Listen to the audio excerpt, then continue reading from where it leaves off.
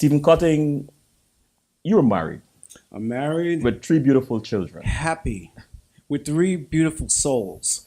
And let me say this: one of the best professors at the prestigious fashion industry, university, sorry, in the world, Fashion Institute of Technology. Yes. Well, let me start by asking you this: where were you born, and what was it like growing up at ages of 9 and 16? So I'm a native New Yorker. I was born in Brooklyn. I still live in Brooklyn. And it was just a real different Brooklyn than how it is now. In fact, I live in the same house that I was born in. And it was just interesting because it was at that time, a lot of drugs in the neighborhood. And people were scared to walk down the street and go places. But now it's totally different. It's gentrified. And at age 9, I was always the kid playing out in the street with my friends. But also what I was doing at age 9 was just developing my art skills, because at the age of 6, I taught myself to sketch. And I've been sketching ever since. Right. So I constantly just kept developing my craft, honing my skills. And it wasn't until I went to FIT that I really got what is needed to be a real designer. So I had a chance to do that. But at 16, I took an art class at high school, because I went to high school in Queens. The school I went to was Christ the King High School in Middle Village, Queens, and I graduated from there. Yeah. And that was my only art class. And then from there, my teacher had told me, "You're not going to become a designer. Maybe you'll be an illustrator." Your teacher told you that? Oh, yeah. She told me that. And I was like, nah, I'm going to be a designer. You told her that? I told her. So before I get back into the design phase of your life, who did you become at 21? At 21, I actually traveled the world. Okay, I graduated from FIT, and then I went with a couple of friends around Europe. We traveled to about 16 countries, and we just had a great time. And then 2 of my friends stayed. And then one special friend of mine, she stayed there. So I wanted to be a designer, there in Europe, because they were there. So I graduated from FIT at the age of 22, went back, and then I traveled around with my friend, and she and we had a great time. Just looking in Europe and trying to see what it was like, with the styles and all the designers, and just a different world compared to how it is in New York. What did Europe or your time there teach you about yourself? It taught me that, not to have fear, that I can do it, because I really didn't know how to speak the language. I really didn't know how to have the culture of the European culture, because here I was a young boy from Brooklyn who grew up in the hood, and I just went over to Europe and just to experience a different way of life, where I was able to understand about what it is to put certain colors together to make it work differently than how it was in the United States. I understood my customer, my target, and just seeing the art in the museums and learning the language. When I was there, I traveled to Europe and I went to see every designer, because my friend, she was a model, and she had 5 snapshots of herself. And she went to the top agency and she walked into this agency. And when she walked into the agency, she got signed. So what did I do? I took 5 sheets of paper. I learned how to say in Italian because we were there in Milan. I'm a designer from New York, and I want to show you my sketches. That was it. That's how it worked. And I was able to go there and to actually, I got a job. You found a way. I found a way. So talking about courage, and especially for the young minds that are tuned into the show tonight, this teacher told you that you could never be a designer. You were determined to be a designer, to become a designer. How much of that determination was part to prove to her, and the other part to prove to yourself that this is what you want to do, you're going to do that? Okay. First of all, I never depend on others for their opinion about who I am or what I should do or what I should be. I have confidence, and that's something that for the young people who are listening, you have to have determination and a passion that you want to achieve a goal. So I knew I wanted to become a designer. I knew I wanted to travel. And no matter what anyone said to me, it wasn't going to stop me. Because not only when I was in high school did the teacher say that I couldn't be a designer, she said I'm going to be an illustrator because I knew how to sketch. But in school at FIT, some of my art instructors and people had told me, you're not going to make it in Europe. Okay? You're not going to be able to work in Europe. And I said, okay. So I heard no before when I was in high school, and I got into the only school that I really wanted to go to was Fashion Institute of Technology. When you know seems to be part of your journey. Yeah. I'm tempted to say perhaps a sort of catalyst at times, a driving force.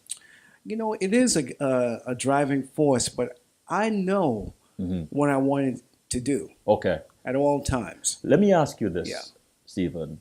What are some no's that you heard even after you made it or as you were making it? What are some other no's that maybe some young upcoming designer might need to know? Here is a guy who heard no, even after he has proven himself or part of himself as he evolved into this amazing designer. Let me take it back. Okay. All right.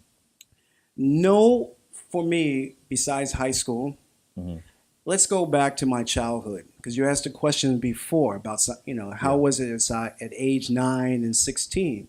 At age 9, there were people on my block when I grew up who said, how come you always on your stoop? Because we had a brownstone, right, and I had a stoop there. And I would sit on the stoop with my art pad.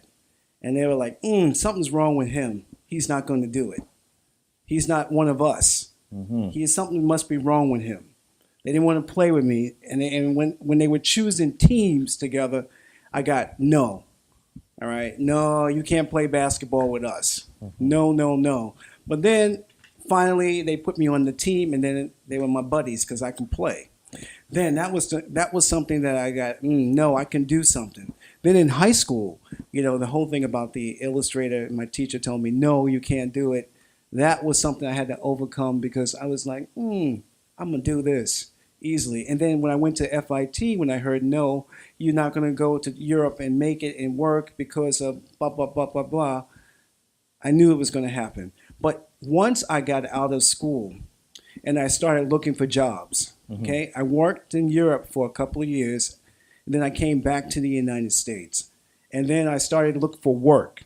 And it was difficult for me to get work because it was just a market that was very tight.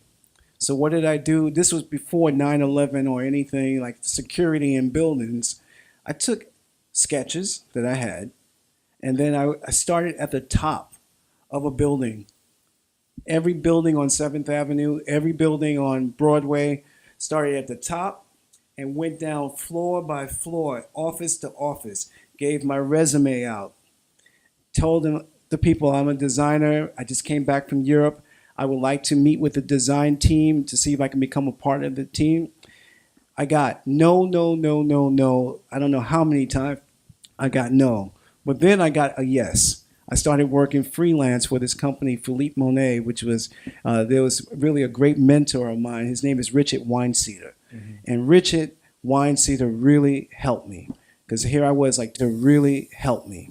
because here I was like 24 years old, and he believed in me that I can do it, and he liked my persistence. So he is always somebody out there that was willing to take a chance.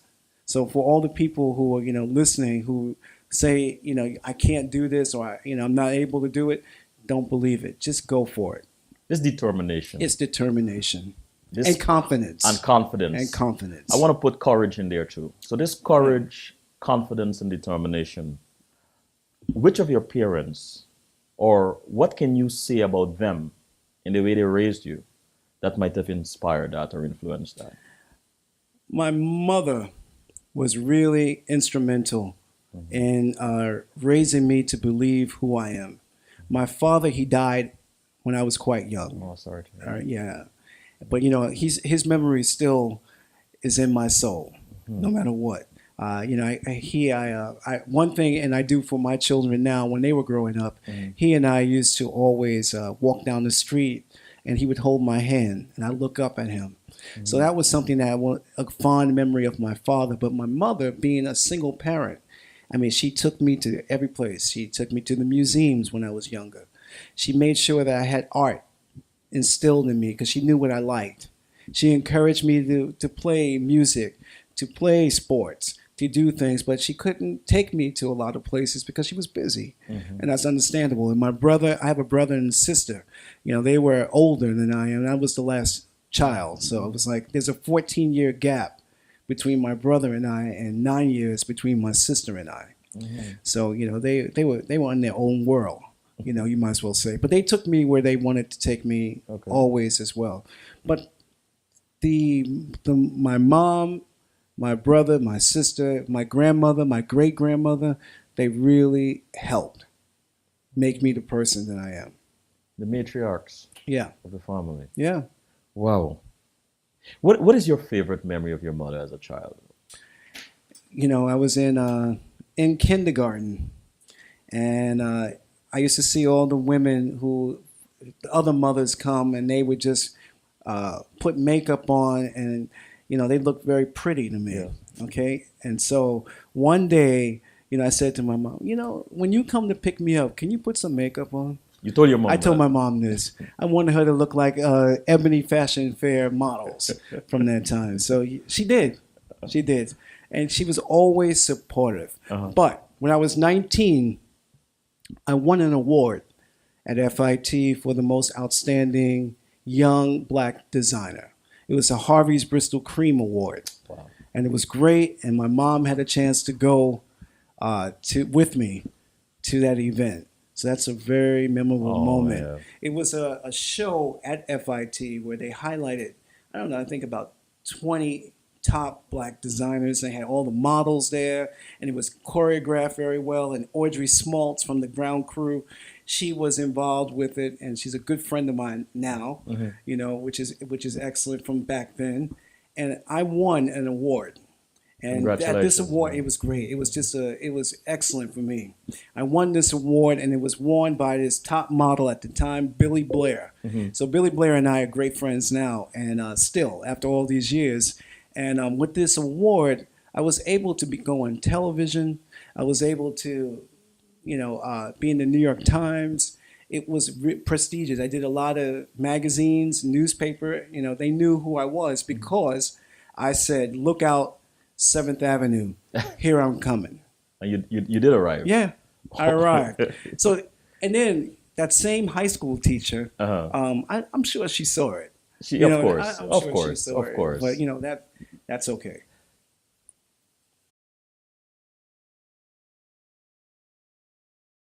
You said your dad passed when you were very 14. young. 14, okay. Yeah. Well, let me ask you this. If you were to eavesdrop a conversation with your dad, where your dad, your mom, and your grandmother were telling someone, a stranger perhaps, about you, let's start with Dad first because, he died early. What do you think each of them would be saying? My dad. First thing that he would say is, "I'm proud. That's my boy. No matter what, I'm not around, I still know that